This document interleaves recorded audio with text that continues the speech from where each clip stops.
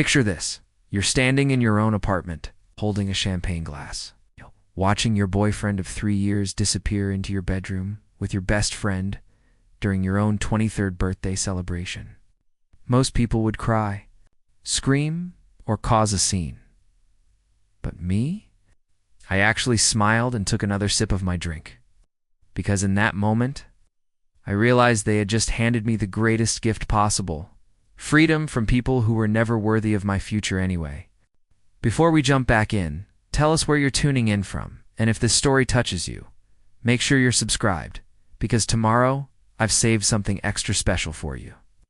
My name is Hannah, and for as long as I could remember, my life had been perfectly predictable in the most suffocating way possible. I lived in Portland, Oregon, in a cozy downtown apartment that I shared the rent on with my boyfriend, Tyler. We'd been together since our sophomore year at Portland State University, and everyone always said we were the perfect couple. Tyler was the kind of guy parents loved: polite, conventionally handsome, studying business administration with plans to take over his father's insurance company. Safe, reliable, boring as watching paint dry. But I convinced myself that stability was what mature relationships looked like. My best friend since freshman year, Chloe, was practically attached to my hip. She was the wild one in our trio, always pushing boundaries, always dating different guys, always the life of every party. Where I was cautious and planned everything down to the minute, Chloe was spontaneous and reckless. Tyler used to joke that Chloe was like the sister I never had, and I believed him. The three of us were inseparable: movie nights every Tuesday, weekend trips to the coast, double dates where Chloe would bring whatever guy she was seeing that month. Looking back, I realized I was so focused on maintaining what I thought was stability that I missed all the warning signs. Tyler had been acting strange for weeks leading up to my birthday. He'd become secretive about his phone, always angling it away when texting. He'd started working out more intensely, buying new clothes, and paying extra attention to his appearance. When I'd ask about it, he'd brush it off, saying he wanted to level up for his final year of college. I thought it was sweet that he was trying to better himself. Chloe, meanwhile, had been weirdly supportive of Tyler's new habits, always encouraging his gym sessions and complimenting his new looks. Again, I thought she was just being a good friend. The birthday party was supposed to be a small gathering in our apartment. I'd invited about 15 people, our close college friends, a few coworkers from my part-time job at a local marketing firm, and some neighbors we'd gotten friendly with. I'd spent weeks planning everything perfectly. I made a playlist, ordered everyone's favorite foods, even bought special decorations. Tyler had insisted on handling the alcohol, which I appreciated since it meant one less thing for me to worry about. Chloe had volunteered to help with setup, arriving early with an overnight bag since she planned to crash on our couch afterward. The party started wonderfully. Everyone was laughing, the music was perfect, and I felt genuinely happy surrounded by people I cared about. Tyler seemed more attentive than usual, constantly refilling my drink and being extra affectionate. Chloe was her usual charismatic self, entertaining everyone with stories and making sure no one felt left out. For the first few hours, everything felt exactly like I'd imagined it would. But then I started noticing little things. Tyler and Chloe kept exchanging glances across the room. When I joined conversations they were having, they'd quickly change subjects. At one point, I caught them whispering in the kitchen, and when I approached, they jumped apart like they'd been caught doing something wrong. Tyler claimed they were just discussing a surprise for later in the evening. Chloe giggled and said it was something special for my birthday. I felt a weird knot in my stomach, but I pushed it down. These were the two people I trusted most in the world. Around 11 p.m., things took a turn. I was in the living room, engaged in a conversation with my coworker Lisa about a new project at work. When I realized I hadn't seen Tyler or Chloe for about 20 minutes, I excused myself and went looking for them. Checked the kitchen, the balcony, even knocked on the bathroom door. That's when I heard Tyler's voice coming from our bedroom, followed by Chloe's distinctive laugh. The door was closed, which was odd because we'd put all the coats in there earlier, and guests had been going in and out freely. I approached the door and was about to knock when I heard Chloe say, "Hannah has no idea, does she?" Her voice was breathless, different than usual. Tyler's response made my blood freeze. She's so naive. She thinks we're all just friends hanging out. God, I've wanted this for months. Then I heard sounds that made everything crystal clear. The rustling of clothes, soft moans, and Chloe whispering we should have done this sooner. She's been holding you back anyway. Most people would have burst through that door immediately. Most people would have screamed, cried, demanded explanations. But something strange happened to me in that moment. Instead of feeling devastated, I felt relieved. Like a fog I didn't even know existed had suddenly lifted. Standing there, listening to my boyfriend and best friend betray me in the most intimate way possible, I had a moment of absolute clarity. I realized that I had been sleepwalking through my own life. Tyler wasn't the love of my life. He was just comfortable and familiar. Chloe wasn't my loyal best friend. She was someone who had been competing with me all along, and I'd been too, trusting to see it. This apartment, this routine, this predictable existence, none of it was actually making me happy. I'd been so afraid of being alone, so convinced that what I had was good enough, that I'd settled for a life that was slowly and suffocating my real dreams. I walked back to the living room, poured myself another glass of champagne, and rejoined the conversation with Lisa. When she asked if I was okay, I smiled genuinely for the first time in months and said, "Actually, I think I'm about to be better than okay." She looked confused, but I just clinked my glass against hers and continued talking about work like nothing had happened.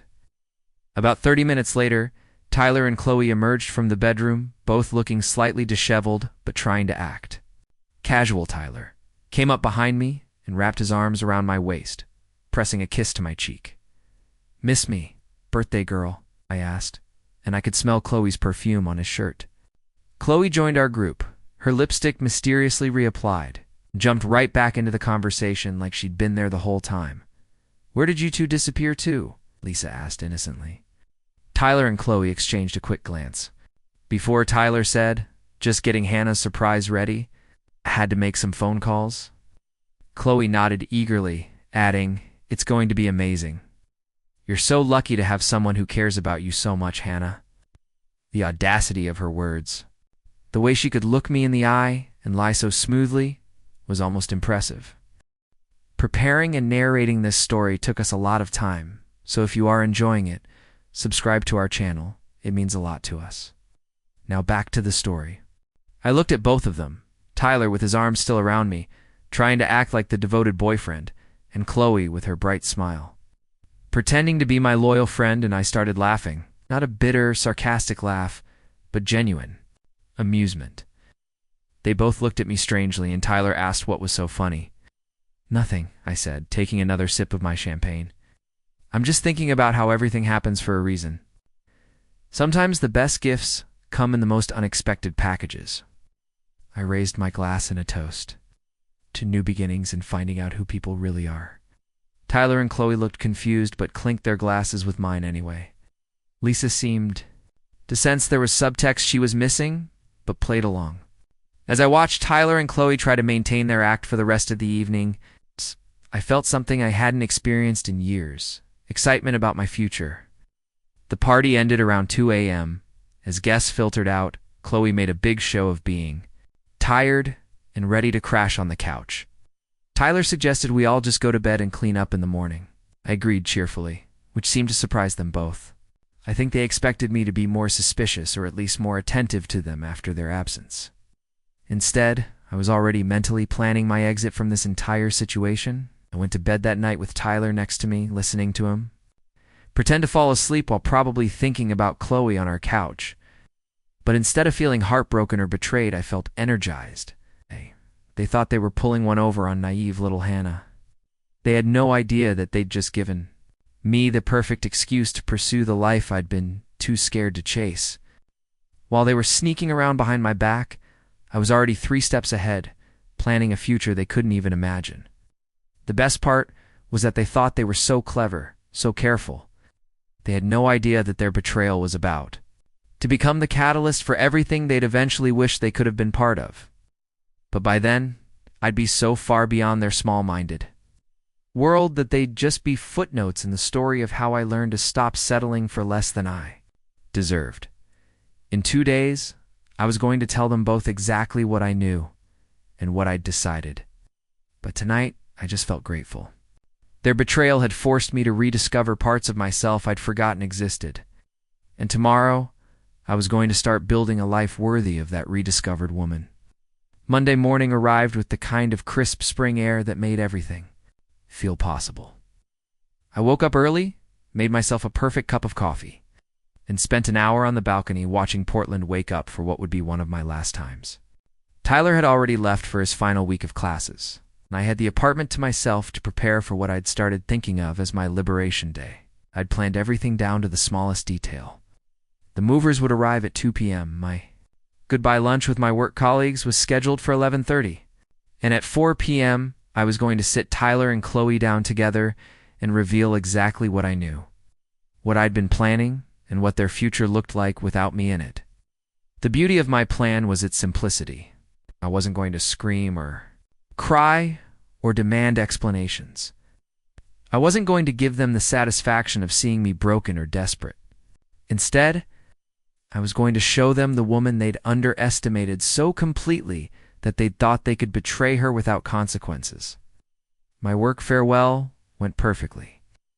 My colleagues at the Portland marketing firm were genuinely sad to see me go, but excited about my opportunity in Seattle. Lisa, who'd been at my birthday party and witnessed some of the weird tension that night, pulled me aside after lunch. "I don't know what's been going on with you lately," she said, "but you seem different, stronger somehow, like you figured something out that the rest of us are still working on." "Maybe I have," I said, giving her a hug. "Sometimes the best thing that can happen to you is realizing you've been settling for less than you deserve." Back at the apartment, the movers arrived exactly on time. Watching my belongings get packed into boxes was strangely therapeutic. Each item represented a piece of the life I was leaving behind. But instead of feeling sad, I felt excited about the space I was creating for new experiences, new relationships, new versions of myself. Tyler came home around 3:30, just as the movers were loading the last boxes onto their truck. The look on his face when he saw the moving van in front of our building was priceless. Pure shock mixed with panic and disbelief.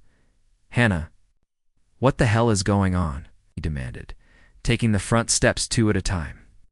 "Moving day," I said cheerfully, signing the final paperwork and tipping the moving crew.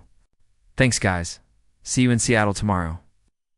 Tyler stood frozen on the sidewalk as the truck pulled away. "Moving day?" repeated. "Hannah, you can't just move without talking to me first. We live together. We have a lease together." "Actually, we don't anymore," I said, pulling out my phone to show him the email from our landlord. "I spoke with Mr. Peterson last week. Since your name isn't on the lease and you've never paid rent directly, transferring it to just your name was pretty straightforward. Your first payment is due on the 15th. The color drained from Tyler's face as he realized I'd been planning this for weeks without his knowledge. "Hannah, this is insane. Can't just uproot our entire life because of some job offer." "It's not just about the job," I said, walking past him into the building. "But we should probably wait for Chloe before we get into all of that." "Chloe? Why does Chloe need to be here?" I turned back to look at him, and for the first time in weeks, I let him see the full extent of what I knew in my expression, because this conversation involves all 3 of us. Tyler's face went completely white. He opened his mouth to say something, then closed it, then opened it again like a fish gasping for air. In that moment, he realized that his carefully constructed lie was about to collapse completely. I'd texted Chloe an hour earlier, asking her to come over at 4 to help me with something important. She arrived right on time, bouncing through the door with her usual energy, talking about how excited she was to help with whatever I needed. "Oh, hey, Tyler," she said, when she saw him standing rigidly in the living room. "I didn't know you'd be here," Hannah said. She needed help with something. "She does," I said, settling into the armchair that had been my favorite spot in the apartment. "Both of you, actually. Please sit down." Tyler and Chloe exchanged a glance that confirmed everything I'd suspected about their ability to communicate without words. They sat on opposite ends of the couch, their body language screaming guilty despite their attempts to look casual. First, I said, crossing my legs and folding my hands in my lap, I want to thank you both for giving me the greatest gift anyone's ever given me. They looked confused and slightly relieved, as if they thought I was about to express gratitude. For their friendship or something equally absurd. The gift of clarity, I continued. You see, for months, I've been feeling stuck and restless, but I couldn't figure out why. I kept thinking something was wrong with me, that I was being ungrateful for a perfectly good life. But it turns out, nothing was wrong with me at all. Something was wrong with my situation. Tyler shifted uncomfortably. Hannah, what are you talking about? I'm talking about the fact that I've been living with a man who's been cheating on me with my best friend while planning to dump me after graduation. I said in the same conversational tone I might use to discuss the weather. The silence that followed was deafening. Chloe's face went through a series of expressions: shock, denial, panic, and finally resignation. Tyler looked like he might throw up or pass out, possibly both. I don't know what you think, Chloe started to say. Please don't insult my intelligence by denying it, I interrupted gently. I've known since my birthday party, when I heard you two in my bedroom talking about how naive I am and how you should have started sleeping together sooner. Tyler found his voice. Hannah, if you've known this whole time, why didn't you say anything? Because I was processing something important, I said. You see, the moment I realized what you two were doing, I also realized that I didn't actually care as much as I should have. And that told me everything I needed to know about the state of our relationship. I stood up and walked to the window, looking out at the neighborhood I was about to leave forever. A woman who was truly happy in her relationship, truly in love with her partner, would have been devastated by that kind of betrayal. She would have confronted you immediately, demanded explanations, fought for what she thought was hers. Turning back to face them, I continued, but I didn't feel devastated. I felt relieved. Because your betrayal gave me permission to admit what I'd been too scared to acknowledge, that I'd been settling for a life that was never right for me. Chloe was crying now, silent tears streaming down her face. Hannah, I'm so sorry. We never meant for this to happen. It just what? I asked. Happened accidentally? You accidentally ended up naked in my bed during my birthday party? Tyler accidentally told you I was naive, and that you should have been sleeping together sooner. Tyler finally spoke up, his voice barely above a whisper. How long have you been planning to leave? Since the day after my birthday, I said. I applied for the Seattle job the next morning, found an apartment 2 days later, gave notice at work last week, and arranged for movers today. While you two were sneaking around thinking you were so clever, I was building an entirely hash the morning after my birthday party. I woke up before Tyler and immediately started putting my plan into motion. While he slept off what I assumed was guilt disguised as exhaustion, I quietly gathered important documents from our shared filing cabinet. Bank statements, lease agreements, my college transcripts, employment records. I photographed everything with my phone and uploaded them too. A secure cloud storage account I created on the spot. Chloe was still passed out on the couch when I tiptoed through the living room to make coffee. Seeing her there, sprawled across the furniture in my apartment after what she'd done, should have made me angry. Instead, it reinforced my resolve. This was exactly the kind of disrespect I'd been accepting for too long, mistaking it for friendship.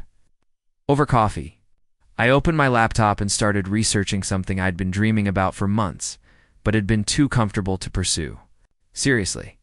The Seattle marketing firm Brennan & Associates had reached out to me 3 times in the past year, trying to recruit me for a junior creative director position. Each time, I'd politely declined, citing my commitment to Tyler and our life in Portland. Now, scrolling through their website and the job description I'd bookmarked, I realized this wasn't just an opportunity, it was my escape route. Tyler shuffled into the kitchen around 10 a.m., looking sheepish and overly affectionate. He wrapped his arms around me from behind while I worked on my laptop, pressing kisses to my neck and murmuring about what a great party it had been. Seemed really happy last night, he said, and I could hear the fishing expedition in his tone. He was trying to gauge whether I suspected anything. I replied honestly, not looking up from my screen. Sometimes clarity comes when you least expect it. He made a confused sound, but didn't press further. I was researching Seattle neighborhoods and apartment listings, but I angled my laptop so he couldn't see the screen clearly. Chloe emerged. Around noon, stretching dramatically and complaining about her neck. She made a big production of thanking me for letting her stay over and gushing about how amazing the party had been. "You and Tyler are so lucky to have each other," she said, pouring herself coffee with the casual familiarity of someone who considered my home her second residence. "I hope someday I find what you two have." The sheer audacity of her words. While she stood in my kitchen, having slept with my boyfriend 12 hours earlier, was almost impressive. But instead of confronting her, I smiled sweetly and said, "Oh, I think you'll find exactly what you're looking for sooner than you think." She looked puzzled by my response, but Tyler, who was checking his phone, didn't seem to notice the undercurrent. After Chloe left, I told Tyler I needed to run some errands and would be gone for most of the day. He seemed relieved, probably planning to text Chloe the moment I was out the door. Instead of errands, I drove straight to a coffee shop with strong Wi-Fi and spent 6 hours crafting the most compelling cover letter and portfolio presentation of my life. The Brennan & Associates position wasn't just a job, it was a complete life upgrade. The salary was 40% higher than what I was making in Portland. The creative opportunities were exactly what I'd been craving, and Seattle offered.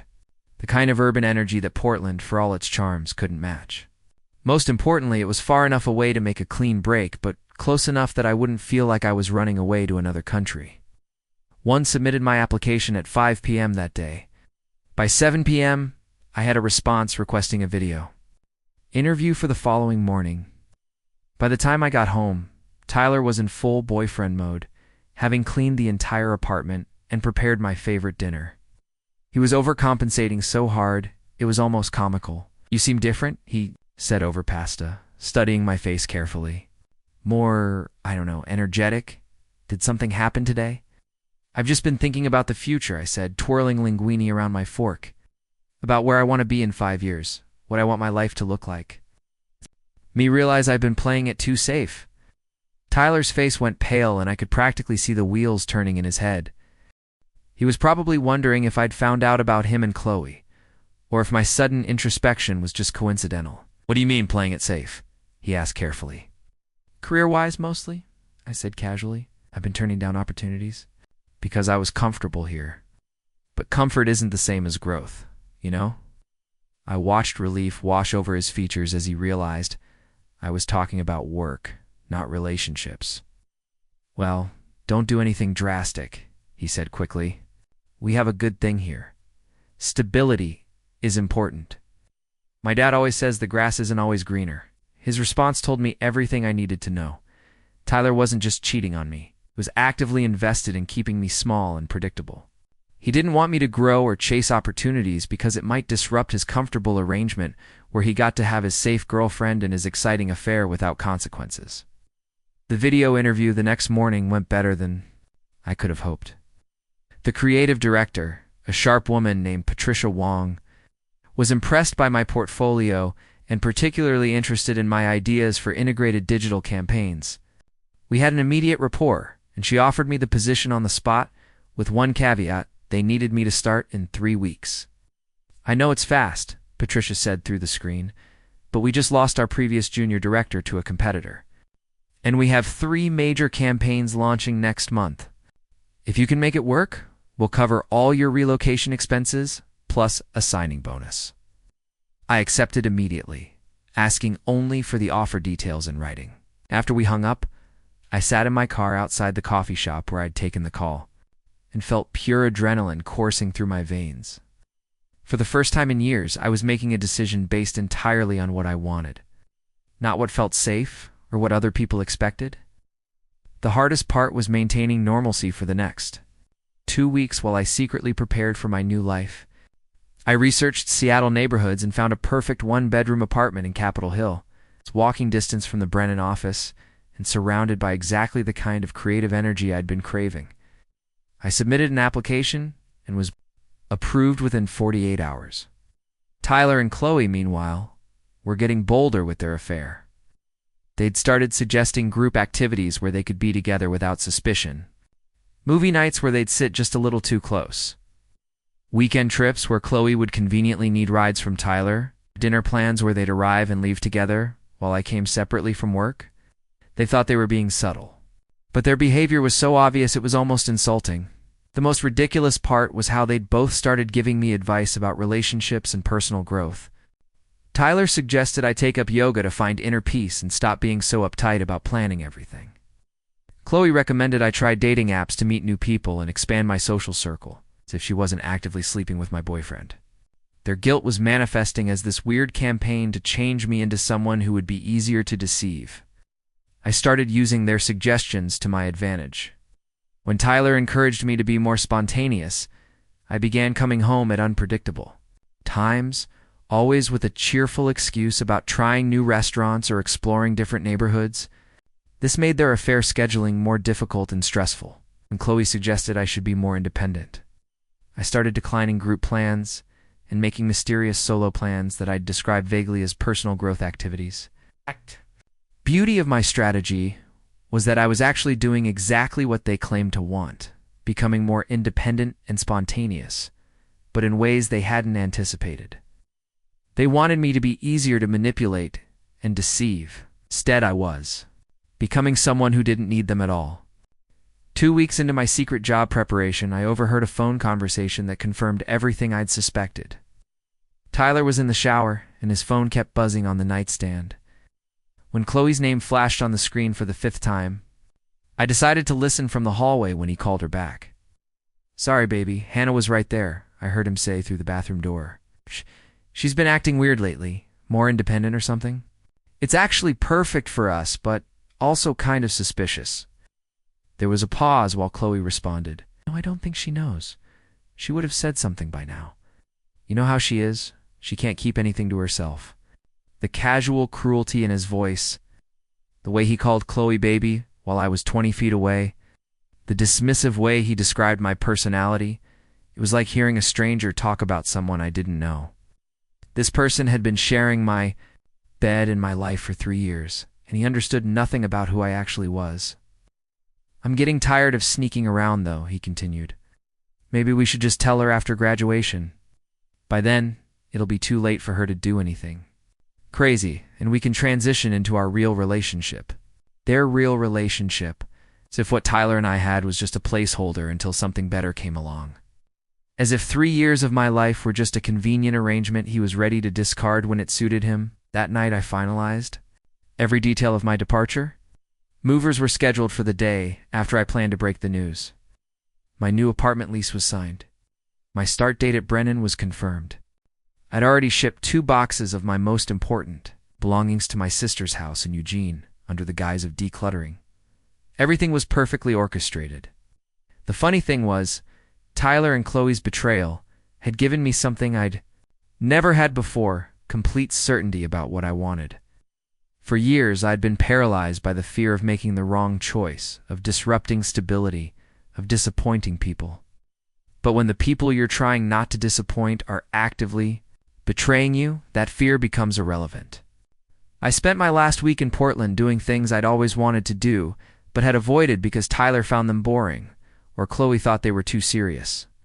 I visited art galleries alone, took a pottery class, went to a poetry reading at Powell's Books, had coffee with coworkers I'd never socialized with outside the office. Each activity reinforced that I'd been shrinking myself to fit into a life that was never really mine. The most liberating part was realizing that I didn't need to hate Tyler and Chloe to leave them behind. Their betrayal wasn't about me, it was about their own limitations. Their inability to communicate honestly, their willingness to choose deception over difficult conversations. I felt sorry for them, actually. They were so focused on sneaking around and maintaining their lies that they couldn't see how small and exhausting their world had become. Meanwhile, I was about to step into a life where I could be completely myself, where my ambitions were encouraged rather than minimized, where I wouldn't have to constantly wonder if the people closest to me were being honest. Thought they were getting away with something, but they were actually just revealing how little they valued growth, honesty, and real connection. 3 days before my planned departure, everything was ready. I had given my boss at the Portland firm 2 weeks' notice, citing a family emergency that required relocation. My new Seattle apartment was waiting.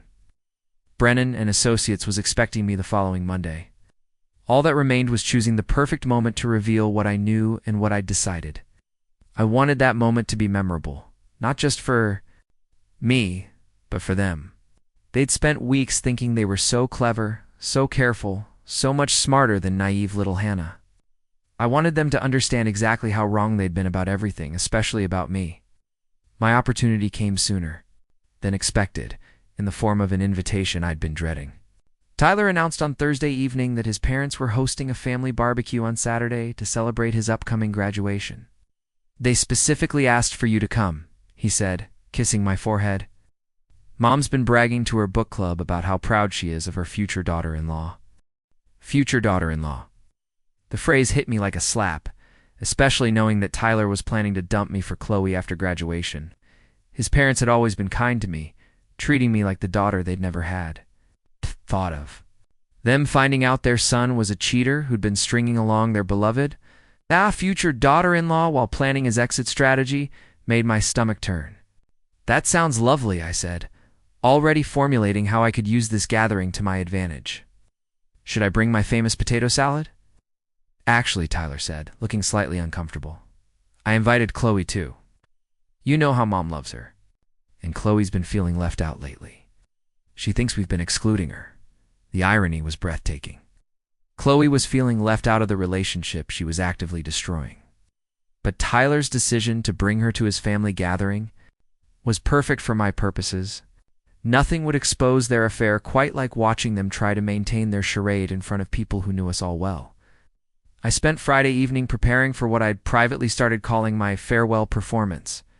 I did my hair and nails, chose an outfit that made me feel confident and powerful, and mentally rehearsed how I wanted the evening to unfold. This wasn't going to be a dramatic confrontation or an emotional breakdown. This was going to be a masterclass in dignity and strategic revelation. Saturday afternoon, we arrived at Tyler's family home in Lake Oswego, right on time.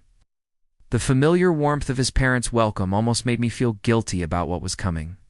His mother, Carol, hugged me tightly and immediately started asking about my work and my plans for after Tyler's graduation.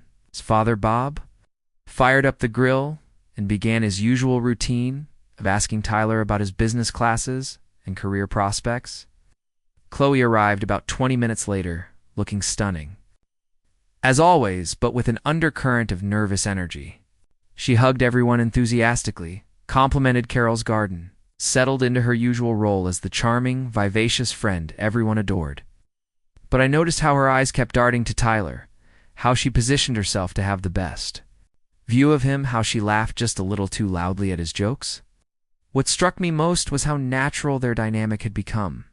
They'd clearly been spending so much time together that they'd developed couple-like habits, finishing each other's sentences, sharing inside jokes, unconsciously mirroring each other's body language. It was obvious to anyone paying attention that these two were more than friends, but everyone was too polite or too trusting to acknowledge what they were seeing. "Hannah's been so busy with work lately," Tyler said during dinner, his hand resting on my shoulder in a gesture that felt more possessive than affectionate. "She's been talking about making some big career moves." "Oh, how exciting," Carol said, turning to me with genuine interest. "What kind of opportunities are you considering?" This was my opening. "Actually, I've been offered a position with a marketing firm in Seattle," I said casually, watching Tyler's face go white. "The salary is incredible, and the creative opportunities are exactly what I've been looking for." "Seattle?" Bob asked, looking confused. "But what about you and Tyler? You two have been together for so long?" I glanced at Tyler, who looked like he was about to be sick, then at Chloe, whose fork was frozen halfway to her mouth. "That's something Tyler and I need to discuss," I said with a smile. "I haven't made any final decisions yet." Lie was perfect because it put Tyler in an impossible position. If he encouraged me to take the job, he'd look like an unsupportive boyfriend to his parents. If he tried to talk me out of it, he'd be revealing that he didn't want me to succeed professionally. Either way, he couldn't win. "Oh, Hannah, that's amazing," Chloe said, recovering her composure with impressive speed. "You've always been so talented. Tyler's lucky to have someone so ambitious and driven." Her response was calculated to make her look supportive while subtly suggesting that Tyler might be holding me back. It was a clever move, but it also revealed how well she understood the dynamics of my relationship with Tyler, better than a casual friend should. "What kind of timeline are we talking about?" Carol asked, clearly trying to process this unexpected development. "They need me to start pretty soon," I said, cutting into my chicken with deliberate calm. "It's a big opportunity, the kind that doesn't come around often. It'd be crazy not to at least consider it seriously." Tyler finally found his voice. "Hannah, we should probably talk about this privately before making any announcements," he said, his tone tight with barely controlled panic. "Of course," I agreed. "I just wanted your parents to know that there might be some changes coming. They've been so kind to me over the years, and I didn't want them to be blindsided if I end up moving." The rest of dinner passed in uncomfortable tension. Tyler kept shooting me confused, almost accusatory looks, as if I'd somehow betrayed him by mentioning my job opportunity. Chloe overcompensated by being extra animated and talkative, but her nervous energy was palpable. Carol and Bob tried to maintain normal conversation, but I could see them exchanging worried glances. After dinner, Tyler's parents suggested we all move to the back porch for dessert and evening cocktails.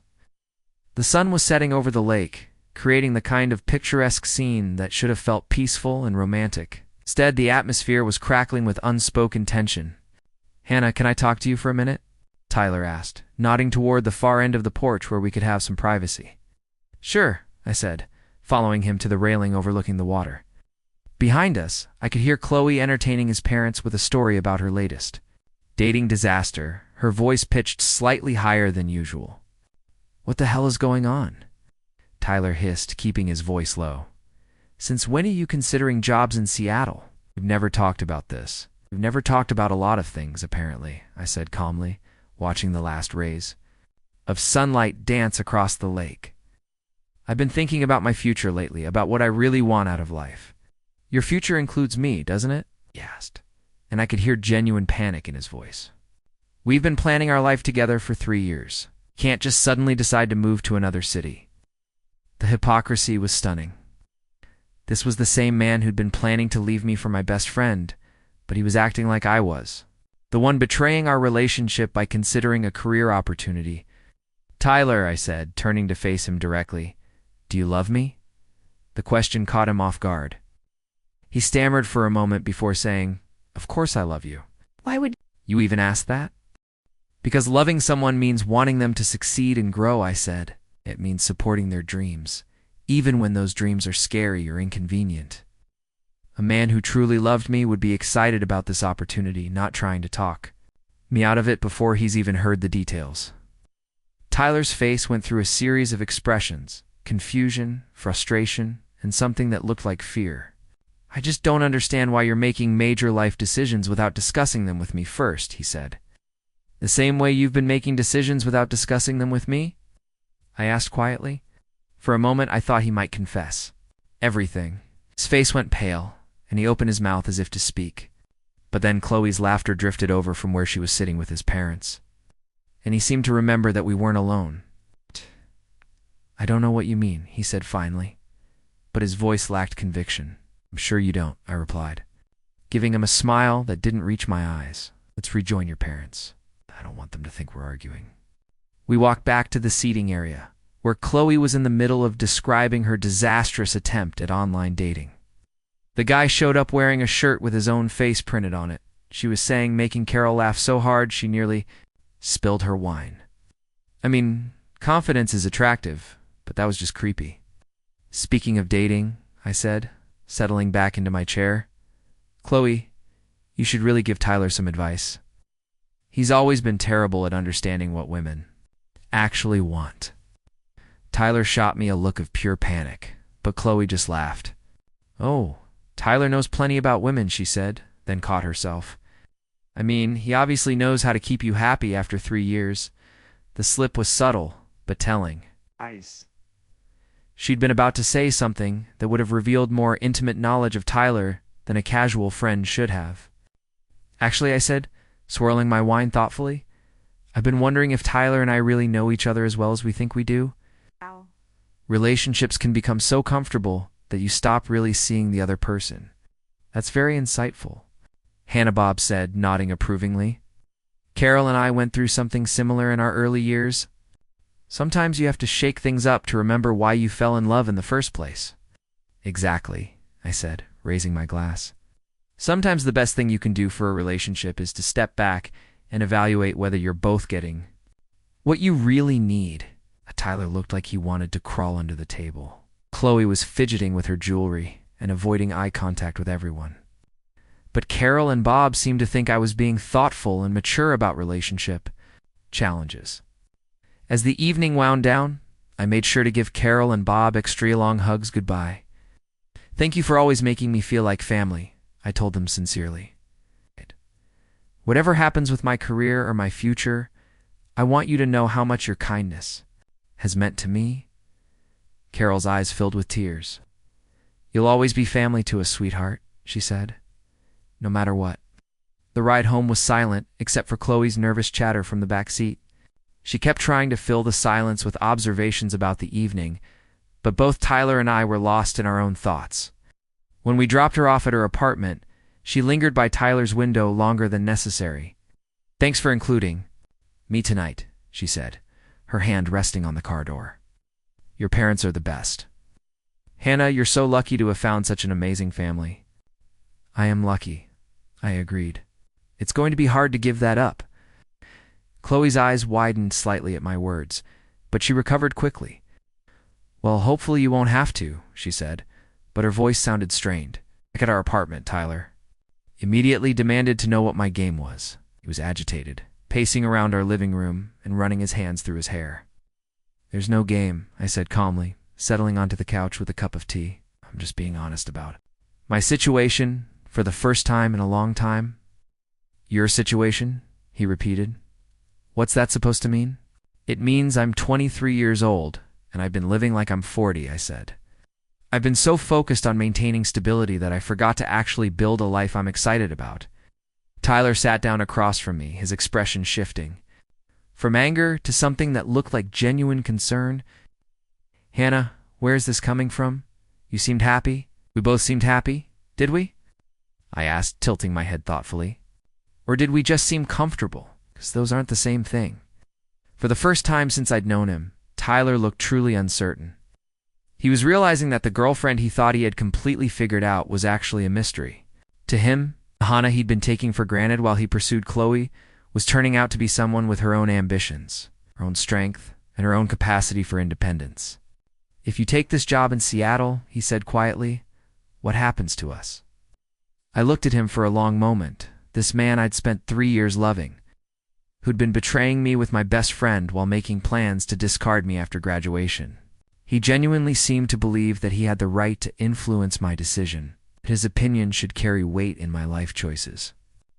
I guess that depends, I said finally, on whether you think love means holding someone back or setting them free to become who they're meant to be.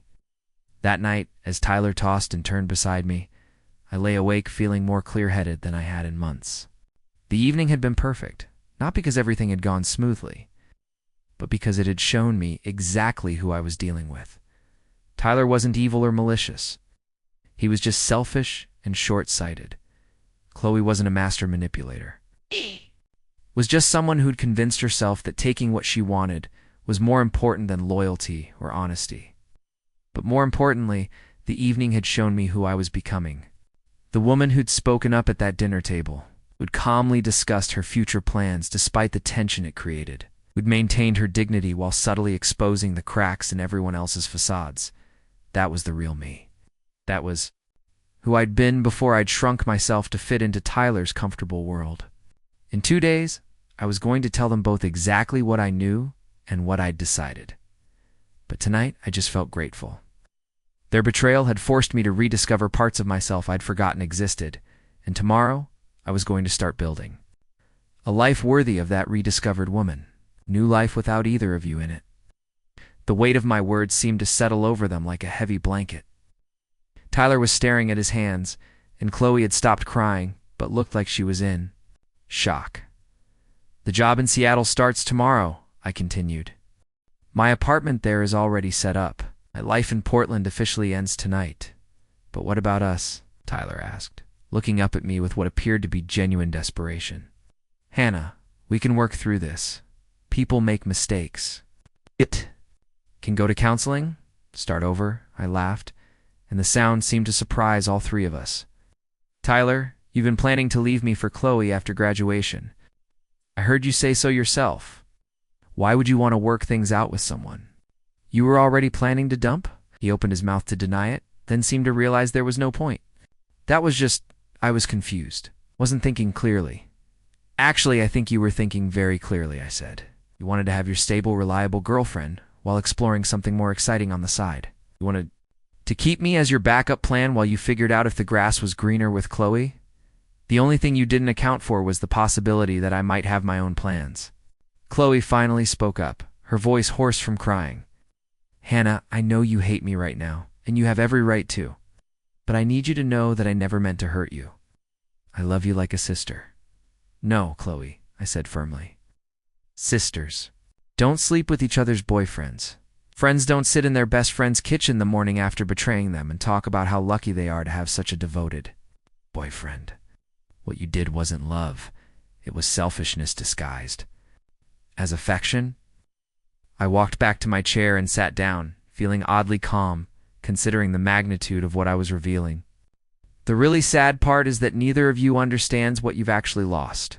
You think you've been clever, getting away with something, having your cake and eating it too? But all you've really done is prove that you're the kind of people who choose deception over honesty, convenience over integrity. Tyler was shaking his head like he could somehow undo everything that had been said. Hannah, please, we can fix this. I'll end things with Chloe right now. We can start fresh. You'll end things with Chloe? I repeated. Tyler, you're missing the point completely. I don't want you to end things with Chloe. I want you to be with Chloe. You two deserve each other. The look that passed between them was fascinating. Part relief, part terror, part confusion. They'd gotten what they thought they wanted. But now, they were realizing it came with consequences they hadn't anticipated. Here's what's going to happen, I said, standing up and smoothing down my dress. Tyler, as I mentioned, the lease is now in your name, the security deposit transfers. With it, so you don't owe anything up front, but the rent is due on the 15th. It's 40% more than what I was paying because you'll be losing the discount. I negotiated for being a long-term tenant, but I'm sure you can manage. Tyler's face went pale. 40% more? Hannah, I can't afford that on my own. Then I guess you'll need a roommate, I said, glancing meaningfully at Chloe.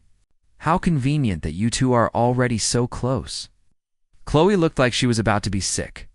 Hannah, I can't move in here. I have my own apartment, my own lease. That's between you and Tyler to figure out, I said with a shrug.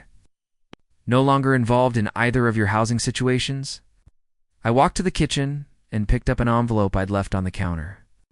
Tyler, this contains information about transferring the utilities into your name, contact information for the landlord, and a list of everything in this apartment that belongs to me versus what belongs to you. You'll notice that most of the furniture, all of the kitchenware, and about 70% of the household items are mine. The movers took what I wanted for Seattle, and I've donated the rest to Goodwill. You'll need to buy some things. Tyler took the envelope with shaking hands. You've really thought of everything, haven't you? I confirmed. Also taken the liberty of changing my emergency contact information at work, removing you from my health insurance beneficiaries, and canceling the shared Netflix account. Oh, and I've already spoken to your parents. Both Tyler and Chloe looked at me in horror. You told them? Tyler asked. I told them that I was taking the Seattle job and that our relationship was ending because we wanted different things out of life. I didn't mention the cheating, because that would only hurt them unnecessarily. But I did make it clear that this was a permanent decision, and that they shouldn't expect us to get back together. Tyler buried his face in his hands. My parents love you. They're going to think I'm an idiot for letting you go. You are an idiot for letting me go, I said matter-of-factly. But not for the reasons you think. You're an idiot because you had someone who loved you genuinely and completely, and instead of appreciating that, you took it for granted and went looking for something shinier.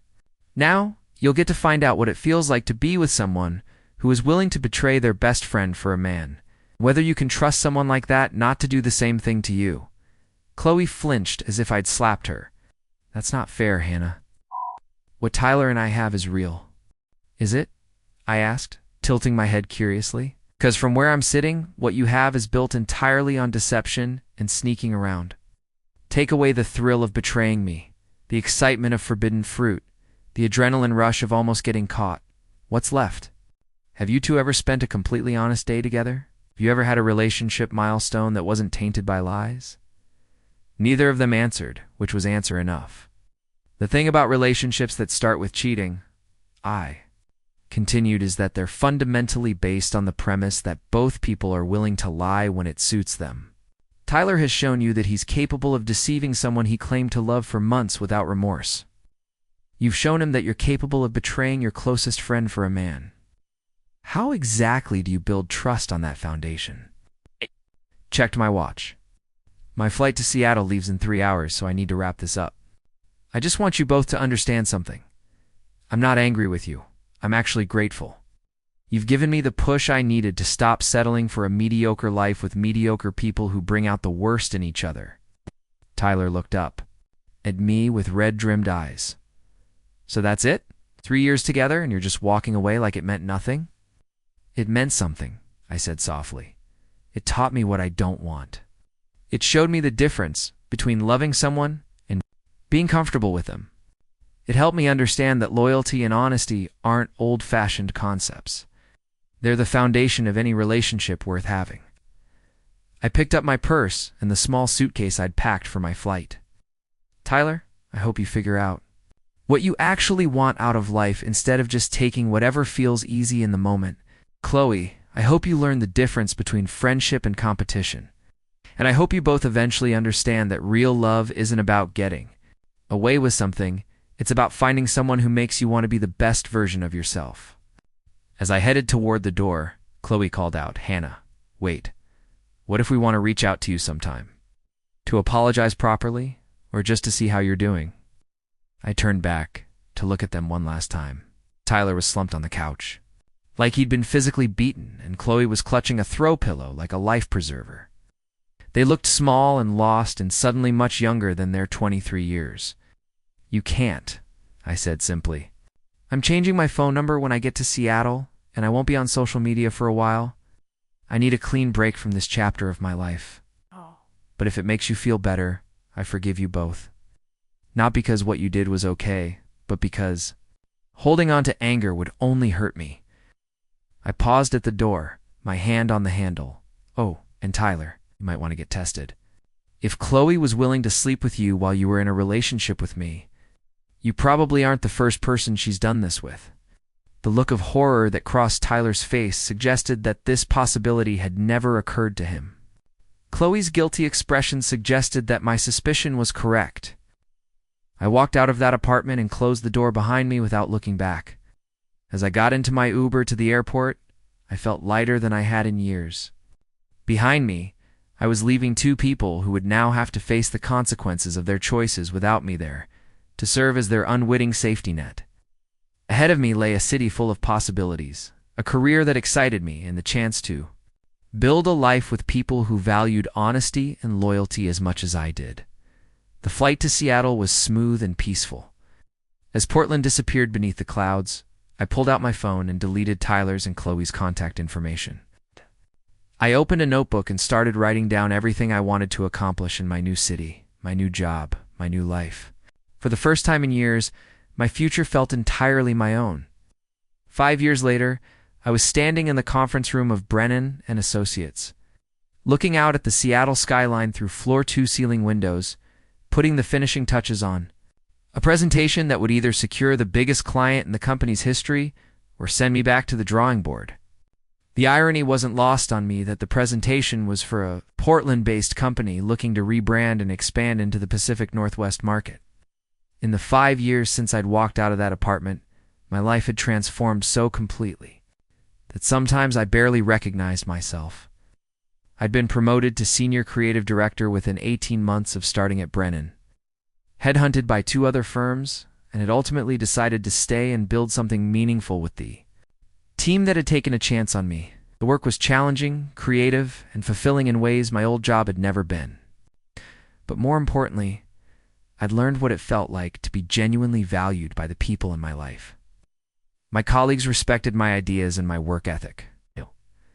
My friends were people who showed up consistently, who celebrated my successes without jealousy, who supported me through challenges without making them about themselves. And for the past 2 years, I'd been in a relationship with David Kim, software engineer I'd met at a community garden where we both volunteered on weekends. David was everything Tyler hadn't been: emotionally intelligent, genuinely supportive of my ambitions, and incapable of the kind of casual deception that I now recognized as a massive red flag. When I told him about my past relationship, he'd been horrified not just by Tyler and Chloe's betrayal, but by how long I'd accepted being taken for granted. "You deserve someone who sees your success as their success," he'd said. "Someone who wants to be part of your growth, not someone who feels threatened by it." That attitude extended to everything in our relationship.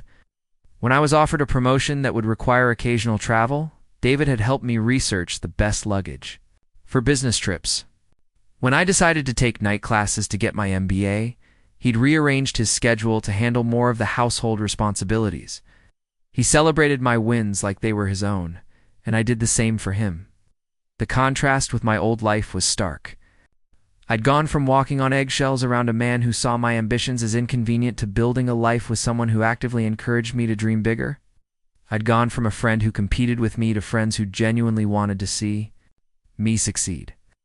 I'd gone from a city that felt too small for my aspirations to one that seemed to expand along with my goals. My phone buzzed with a text from Patricia Wong, who is now the company president and had become something of a mentor to me. "Knock them dead, Hannah. The Portland team specifically requested you after seeing your work on the Cascade Health campaign." I smiled, remembering how nervous I'd been for that first video interview 5 years ago.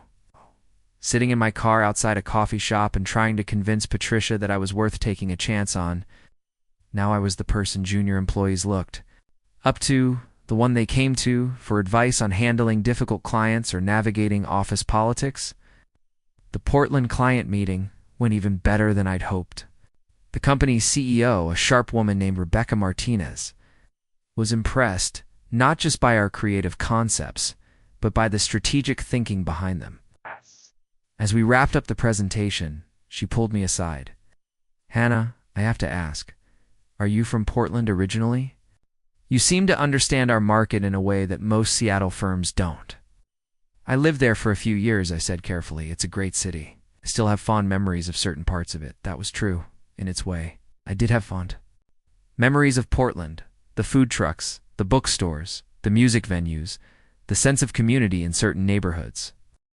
What I didn't miss were the people who had made me feel small, the relationships that had drained my energy, the version of myself who had been afraid to take risks. After the meeting, I had a few hours before my flight back to Seattle, so I decided to take a walk through downtown Portland. It felt strange being back in the city where I'd spent 3 years of my life, especially knowing that Tyler and Chloe were probably still somewhere in the area. I found myself wondering what had happened to them, whether they'd stayed together, whether they'd ever figured out how to build something real on the foundation of their deception. I got my answer sooner than expected. As I was walking past a coffee shop I used to frequent, I heard a familiar voice through the open door. Chloe was sitting at a table near the window, talking animatedly to someone I didn't recognize. She looked older, more tired than I remembered, but still recognizably herself. Curiosity got the better of me, and I stepped inside to order a coffee. From my spot in line, I could hear fragments of her conversation. "Such a difficult time in my life," she was saying to her companion, a woman about our age with sympathetic eyes. "I lost my best friend over a guy who turned out to be completely wrong for me. Hannah was like a sister to me, and I threw it all away for Tyler, who cheated on me within 6 months of us getting together." I nearly choked on my own spit. The irony was breathtaking. "The worst part," Chloe continued, "is that I know Hannah tried to warn me in her way. She kept saying things about trust and loyalty, but I was too caught up in the excitement to listen. And now Tyler's married to the girl he cheated on me with. And I'm starting over at 28 with no close friends and a history of making terrible relationship choices." Her companion made appropriately sympathetic noises, and Chloe continued her tale of woe. Hannah was the smartest person I knew. She left Portland right after everything happened and became this hugely successful marketing executive in Seattle. I see her name in industry publications sometimes, and she looks so happy and confident. I keep wanting to reach out and apologize, but what would I even say? Sorry I destroyed our friendship for a guy who turned out to be exactly as unreliable as you could have predicted? I paid for my coffee and slipped out of the shop before Chloe could notice me. Walking back toward my hotel, I felt a complex mix of emotions. Part of me felt vindicated. Tyler had indeed turned out to be exactly the kind of man who would cheat again. And Chloe had learned the hard way that relationships built on betrayal rarely lasted. But I also felt something approaching pity for both of them. They'd made their choices based on immediate gratification, rather than long-term thinking. And now, they were living with the consequences. Meanwhile, I'd used their betrayal as a catalyst for building the life I actually wanted, surrounded by people who shared my values and supported my growth. Back in Seattle the next day, I was telling David about the strange encounter over dinner at our favorite Thai restaurant. He listened thoughtfully as I described hearing Chloe's regrets and learning about Tyler's continued pattern of infidelity. "Do you feel tempted to reach out to her?" he asked. "It sounds like she understands what she lost." I considered the question seriously. "I think the person she misses isn't really me," I said finally. "She misses the version of me that was always available to clean up her messes, that would forgive her anything, that put her needs ahead of my own. The person I am now wouldn't tolerate that dynamic." David nodded. "Plus, real change isn't just about regretting your past choices. It's about demonstrating that you've learned from them. Has she actually changed her behavior, or is she just sad about the consequences?" That was exactly the right question. From what I'd overheard, Chloe seemed more focused on mourning what she'd lost than on examining the patterns that had led to her losses. She was positioning herself as a victim of Tyler's unreliability rather than taking responsibility for her role in destroying our friendship. 6 months later, I got an unexpected message on LinkedIn from someone I didn't immediately recognize. The profile photo showed a professional headshot of a woman in her late 20s, and the name was Chloe Williams Peterson. It took me a moment to realize she'd gotten married and changed her name. The message was long and carefully crafted, clearly something she'd drafted and redrafted multiple times. She apologized for reaching out through a professional platform, explained that she'd tried to find other ways to contact me, and launched into a detailed apology for her behavior 5 years earlier. She acknowledged that she'd betrayed my trust, hurt our friendship, and made choices that she now deeply regretted. But as I read through her message, I noticed something telling. Her apology focused heavily on how her actions had hurt her, how she'd lost her best friend, how she'd learned painful lessons about trust and loyalty, how she'd struggled to build meaningful relationships since then. There was very little acknowledgement of how her choices had affected me. Beyond the general statement that she knew she'd hurt me, she ended the message by saying she hoped we could reconnect, that she missed our friendship, and that she'd learned so much about what really mattered in life. She included updates about her new marriage, her job at a nonprofit, and her recent move to Vancouver, as if we were old friends, catching up rather than someone reaching out to someone they'd betrayed. I stared at the message for a long time, trying to decide how to respond. Part of me appreciated that she'd taken the time to reach out and acknowledge her mistakes. But the tone of her message revealed that she still didn't fully understand what she'd done wrong. She was treating our lost friendship like a casualty of her poor relationship choices rather than a consequence of her decision to prioritize her desires over loyalty and honesty. In the end, I decided not to respond at all, not out of anger or spite, but because there was nothing productive to be gained from reopening that chapter of my life. Chloe's apology was more about her need for forgiveness than about my need for closure. I'd already found my closure by building a life that reflected my values and surrounded myself with people who shared them. A year later, I was promoted to Vice President of Creative Strategy at Brennan & Associates, making me the youngest VP in the company's history. The promotion came with a significant salary increase, a team of 12 people reporting to me, and the kind of creative autonomy I'd dreamed about when I was stuck in my old Portland job, afraid to take risks or pursue opportunities. David and I had moved in together 6 months earlier, into a beautiful condo in Capitol Hill, with views of both the mountains and the Sound. We'd talked seriously about marriage, about starting a family, about building something lasting together. But unlike my relationship with Tyler, these conversations felt exciting rather than suffocating, like we were planning adventures rather than just settling into comfortable routines. At my promotion celebration party, surrounded by colleagues who had become friends who had become family, and the man who saw my success as something to celebrate rather than compete with, I thought about the woman I'd been 5 years earlier. That Hannah had been so afraid of being alone that she'd accepted being taken for granted. She'd been so focused on maintaining stability that she'd forgotten to actually build a life worth living. The betrayal that had seemed so devastating, at the time had actually been the greatest gift Tyler and Chloe could have given me. It had forced me to confront the ways I'd been settling, the relationships I'd been accepting that didn't serve me, the dreams I'd been deferring for the sake of keeping other people comfortable. As I looked around the room at people who genuinely cared about my happiness and success, I realized that Tyler and Chloe had done me an enormous favor. They'd shown me exactly what I didn't want in my life, and in doing so, they'd helped me figure out what I did want. Their betrayal had been the catalyst for everything good that had come after. I raised my glass in a silent toast to my former self, the woman who'd been brave enough to walk away from everything familiar in pursuit of something better. She couldn't have imagined standing in that apartment 5 years ago listening to Tyler and Chloe make excuses for their deception. That their betrayal would ultimately lead to this, a life beyond anything she dared to dream, surrounded by people who saw her worth and celebrated her growth. Sometimes the best revenge really is living well. But even better than revenge is gratitude for the people who show you what you don't want, for the courage to pursue what you do want, and for the wisdom to know the difference. The silence in the apartment after my revelation was suffocating.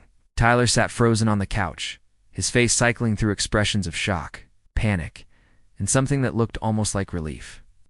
Chloe had stopped crying and was staring at me, with a mixture of awe and terror, as if she was seeing me clearly for the first time in our entire friendship. I walked to the kitchen counter and picked up a manila folder I'd prepared earlier. "Since we're being completely honest now, there are a few more things you both should know," I said, turning to my chair with the composure of someone conducting a business meeting. Tyler's voice came out as barely a whisper. "More things?" I opened the folder and pulled out a printed email. "Tyler, remember when you told me you were working late at the library 3 nights a week for the past month? I thought it was admirable that you were so dedicated to your final semester." I held up the paper. "This is a screenshot of your Instagram story from 2 weeks ago, posted at 9 p.m. on a Tuesday, showing you and Chloe at that new wine bar downtown. It's the same Tuesday you told me you'd be at the library until 11. Chloe's face went completely white. "Hannah, how did you see that?" I interrupted. "It's actually quite simple. We both forgot that we're all connected on social media. Chloe, you've been very careful not to post photos of you and Tyler together, but Tyler apparently didn't get that memo? Or maybe he just doesn't understand how Instagram's location tags work." I pulled out another paper. This is from 3 weeks ago. "Tyler's Venmo payment to you, Chloe, for dinner and wine at 10:30 p.m. on a Friday." The same Friday, Tyler told me he was having guys' night with his study group. I looked up at Tyler with mock confusion. I wasn't aware that Marcus and Jake had started accepting Venmo payments for pizza. Tyler's hands were shaking now. "Hannah, I can explain." "Oh, there's more," I said cheerfully, pulling out another document. "Chloe, remember when you borrowed my car 2 months ago because yours was in the shop? You said you needed it to drive to your cousin's baby shower in Beaverton? Imagine my surprise when I got a text from my insurance company about my car being parked overnight in the Pearl District, which is exactly where Tyler's gym is located." The look of horror on Chloe's face was almost comical. "You tracked your car?" "I have a safety app that monitors unusual activity," I said with a shrug. "When your car is parked somewhere overnight unexpectedly, it sends an alert." I assumed there had been some kind of emergency, so I called you to make sure you were okay. "Do you remember what you told me?" Chloe's voice was barely audible. "I said I'd decided to stay overnight at my cousin's house." "Right. And when I offered to bring you a change of clothes the next morning, you said you'd borrowed something from your cousin. Very thoughtful of her to have clothes in your exact size. I smiled. I'm sure it had nothing to do with the fact that Tyler's apartment has a very distinctive red door that's visible in the background of your Snapchat story from that same morning. Tyler buried his face in his hands. Jesus, Hannah. I wasn't collecting evidence, I said. I was just paying attention. The evidence collected itself because you two were careless. You got comfortable, thinking I was too trusting or too naive to notice inconsistencies in your stories. I pulled out the last item from the folder, a printed text message thread. But this one is my favorite. Chloe, last week, when you asked me for advice about this guy you'd been seeing who was sending mixed signals, you described him as someone who was kind of emotionally unavailable and had a thing about commitment. We asked whether I'd thought you should keep seeing him or move on. Chloe looked like she was going to be sick. I spent 20 minutes giving you heartfelt advice about how you deserved someone who was emotionally available and ready for a real relationship. I told you that life was too short to waste time on men who couldn't appreciate what they had. Do you remember what you said? I said you were right, Chloe whispered. You said I was right, and that you were going to take my advice and stop seeing him because you deserved better. I set the paper down gently. The irony is that I actually meant every word of that advice. You do deserve better than a man who lies to his girlfriend of 3 years. Tyler does deserve better than someone who would betray her best friend. You both deserve the kind of relationships that are built on honesty instead of deception. Tyler finally looked up at me, his eyes red and desperate. Hannah, if you've known all this time, why didn't you just confront us earlier? Why go through this elaborate plan to leave? The question revealed everything I needed to know about how little Tyler understood me, even after 3 years together. Because confronting you earlier wouldn't have changed anything fundamental, I said. You would have apologized. Maybe ended things with Chloe temporarily, and we would have gone to couples counseling where you would have learned better ways to hide your dissatisfaction with our relationship. I stood up and walked to the window again, looking out at the Portland skyline that I was about to leave behind forever. The problem was never that you cheated, Tyler. The problem was that you were capable of cheating. The problem was that our relationship had become something you felt you needed to escape from rather than something that excited and fulfilled you. Turning back to face them, I continued, and Chloe, the problem was never that you fell for Tyler. The problem was that you were capable of pursuing him while lying to my face every day. The problem was that you valued getting what you wanted more than you valued our friendship. Chloe was crying again, but quietly this time. Hannah, we could have talked about this. We could have figured something out that didn't hurt you. Like what? I asked genuinely. What conversation could we have had that would have resulted in everyone getting what they wanted without anyone getting hurt? The question hung in the air because we all knew there was no good answer. There was no version of this story where Tyler could explore his feelings for Chloe while staying committed to me. There was no version where Chloe could pursue Tyler while maintaining her loyalty to our friendship. They had chosen the path of deception because it felt easier than having difficult conversations about changing feelings and divided loyalties. The thing is, I said, settling back into my chair, I'm not angry about what you chose to do. I'm disappointed in how you chose to do it. You both decided that lying was easier than honesty, that sneaking around was preferable to having adult conversations about complicated feelings. Tyler was shaking his head like he could somehow undo everything that had been said. We were scared. We didn't know how to handle the situation without hurting you. So instead, you handled it in a way that was guaranteed to hurt me more, I pointed out. Tyler, if you had come to me 6 months ago and said that your feelings were changing, that you were struggling with our relationship, that you needed space to figure things out, that would have been painful, but it would have been honest. We could have ended things respectfully. I looked at Chloe. And if you had come to me and said that you were developing feelings for Tyler, that you were confused about how to handle the situation, that would have been awful, but at least it would have given me the chance to make informed decisions about my own life. Instead, I continued, you both decided that I was too fragile or too naive to handle the truth. You decided that managing my feelings was more important than respecting my right to know what was actually happening in my own life. The weight of what I was saying seemed to settle over them gradually. They'd thought they were protecting me by lying, but they had actually been protecting themselves from having to deal with the consequences of their choices. Tyler's voice was hollow when he finally spoke. What happens now? I checked my watch again. Now you both get exactly what you wanted, I said. Tyler, you get to be with Chloe without having to sneak around or lie about it. Chloe, you get to be with Tyler without having to worry about betraying our friendship because there is no friendship left to betray. I walked to the kitchen and picked up my purse and jacket. The beautiful thing about starting your relationship this way is that you've already established the ground rules. You've both proven that you're willing to lie when the truth is inconvenient. You've both shown that you'll prioritize your immediate desires over your commitments to other people. You've created the perfect foundation for a relationship built on mutual distrust. Chloe stood up suddenly, her face streaked with tears. Hannah, please don't leave like this. We can work through this somehow. We can all figure out a way too. Move forward. There is no all anymore, I said gently but firmly. There's you and Tyler, and there's me. I'm moving forward, and you two can figure out your own path. Tyler stood up too, looking panicked. Hannah, I know I messed up.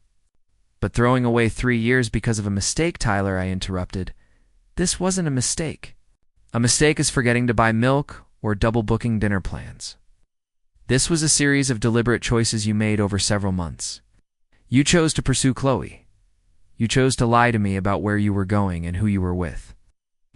Chose to bring her to my birthday party and sleep with her in my bed while I was hosting our friends. The reminder of that night seemed to hit him like a physical blow. Hannah, about your birthday, don't, I said sharply. Don't try to minimize that or explain it away. You violated our home, our relationship, and my trust in the most intimate way possible. During what was supposed to be a celebration of my life, if you can't understand why that's unforgivable, then you've proven my point about why this relationship needed to end.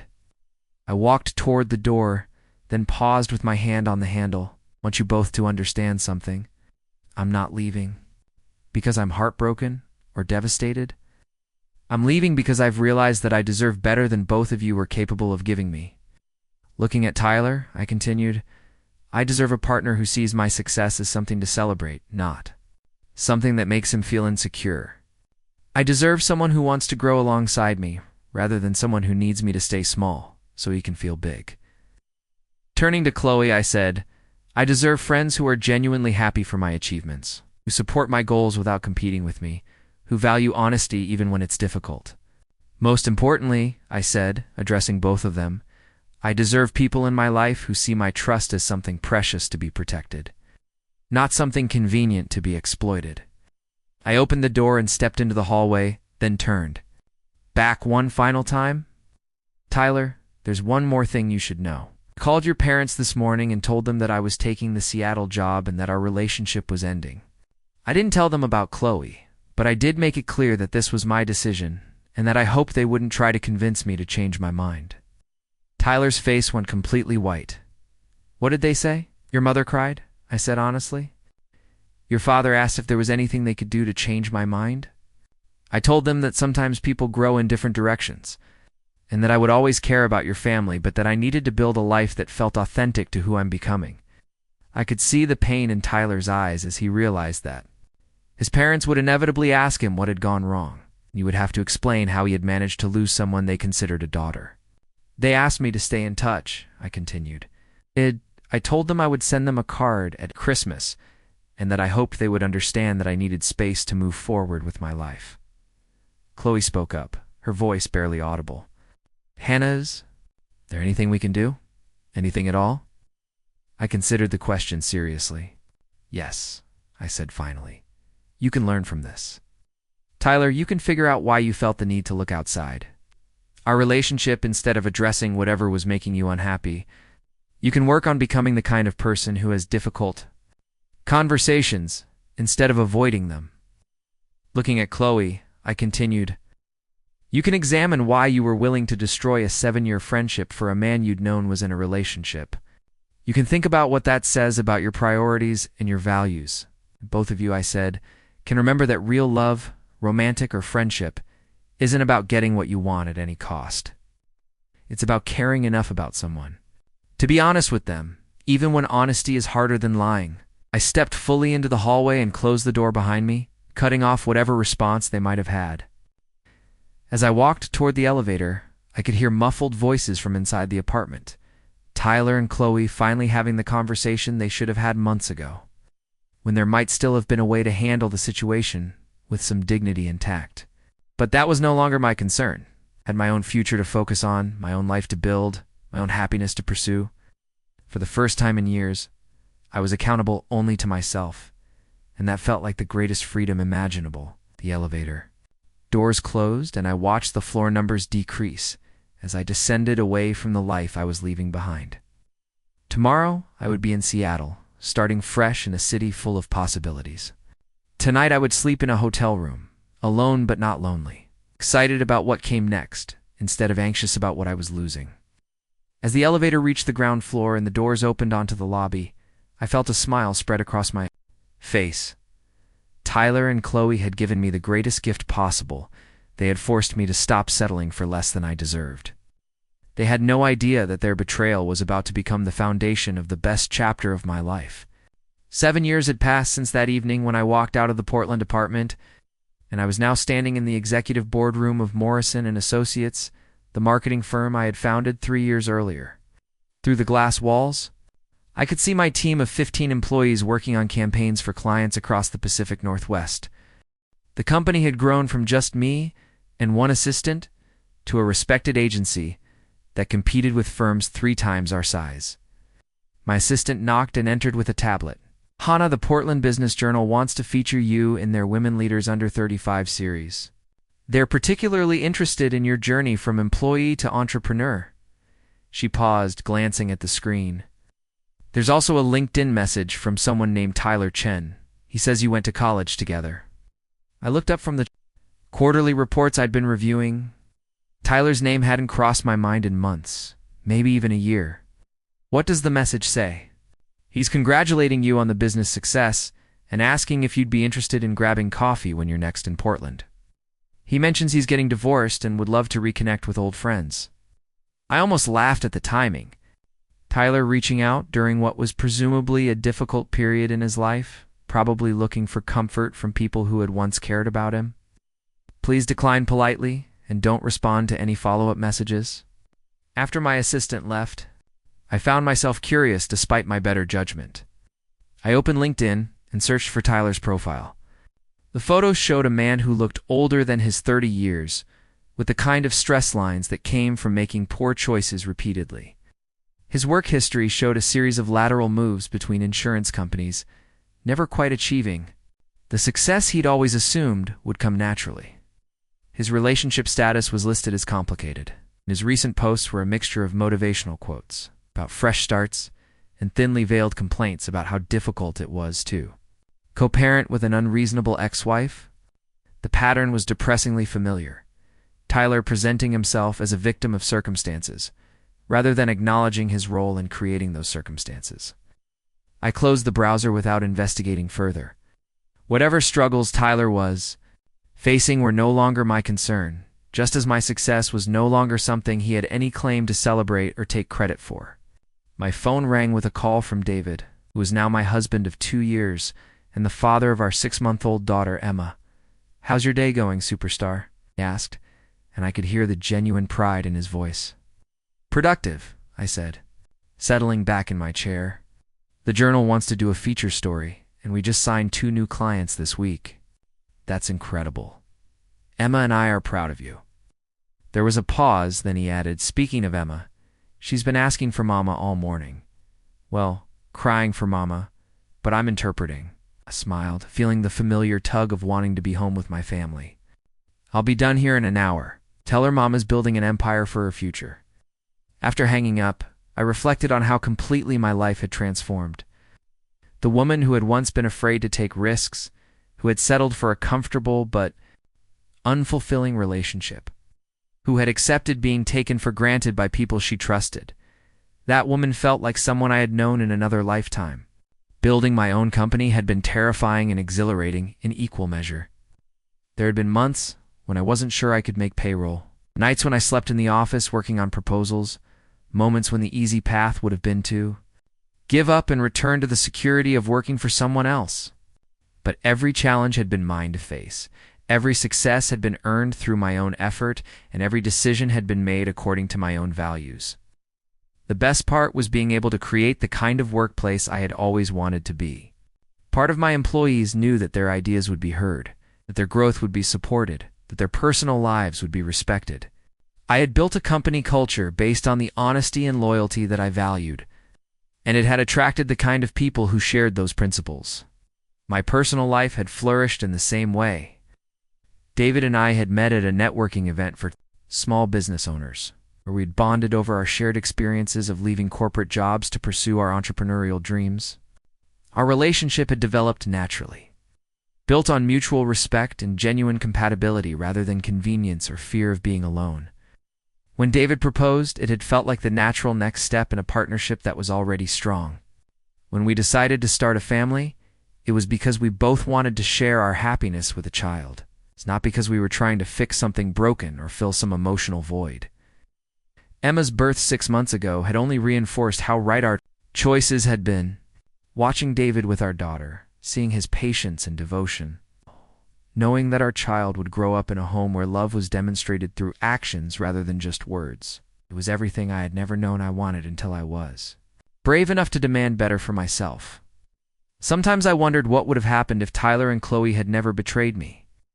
Would I have stayed in Portland, gradually becoming more resentful and restless, but too comfortable to leave? Would I have married Tyler out of habit and spent years trying to convince myself that good enough was actually good enough? Would I have continued shrinking myself to fit into a life that was too small for my ambitions? The thought was genuinely frightening. Their betrayal had been devastating at the time, but it had also been liberating in ways I couldn't have anticipated.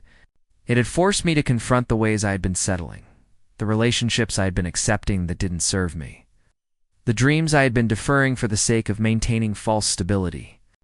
I gathered my things and prepared to leave for the day. On my way out, I stopped by each department to check in with my team leads, offering encouragement and answering questions. This was one of my favorite parts of running the company, being genuinely invested in my employees' success, rather than just using them to advance my own career. As I drove home through Seattle traffic, I passed a billboard advertising a new residential development in Portland. Come home to Portland, it read, with images of happy families and urban sophistication. I felt absolutely no nostalgic pull toward the city where I had spent 3 formative years of my life. Portland represented a chapter of my story that was complete. It was where I had learned important lessons about trust, loyalty, and self-worth. But it was not where I belonged anymore. Seattle was home now, not just because of the geography, but because of the life I had built here. It's the person I had become here, the family I was raising here. I pulled into our driveway and sat for a moment in the car, looking at the house that David and I had bought together. With its garden that we tended jointly and its nursery that we had painted with our own hands, could see David pacing the living room with Emma in his arms, probably trying to soothe her before my arrival. This was what real love looked like, not the dramatic passion of forbidden romance or the comfortable familiarity of long habit, but the steady commitment of 2 people who had chosen each other deliberately and continued choosing each other every day. I thought briefly about Tyler's LinkedIn message and felt nothing but mild curiosity about what kind of response he had expected. Did he imagine that I would be flattered by his attention after all these years? Did he think that his divorce somehow created an opening for rekindling old connections? Did he believe that successful people like me were secretly waiting for validation from the people who had underestimated us? The answer to all of those questions was the same. It didn't matter what Tyler thought or wanted or needed. His opinions were no longer relevant to my life, just as his problems were no longer my responsibility to solve. I got out of the car and walked toward my front door, toward the family that loved and supported me, toward the life I had built through my own courage and determination. Behind me, literally and figuratively, was everything I had outgrown. Ahead of me was everything I had chosen to become. Up next, you've got 2 more standout stories right on your screen. If this one hit the mark, you won't want to pass these up. Just click and check them out.